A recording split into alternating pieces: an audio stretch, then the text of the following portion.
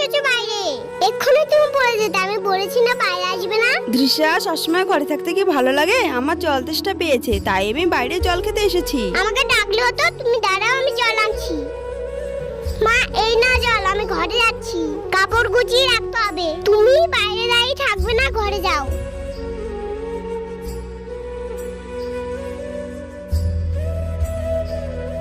আজকে আমি দৃশ্যার জন্য রান্না করব।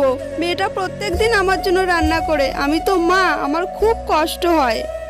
মা, তুমি ভুলে গেছো? তুমি চোখে দেখতে পাও না? আমি জানি তুমি রান্না করতে যাচ্ছ। যদি কোনো বিপদ হয়ে যায় তখন কি হবে? এই বয়সে তুমি বন্ধুদের সাথে খেলবে, পড়াশোনা করবে, তা নয় আমার জন্য কষ্ট করেছো। আমার খুব ইচ্ছে করে তোমাকে রান্না করে খাওয়াতে। মা, আমার কাউকে চাই না। তুমি আমার পাশে থেকো, তাহলেই হবে। আমি বড় হয়ে তোমাকে ডাক্তার দেখাবো, তোমার চোখ ঠিক হয়ে যাবে।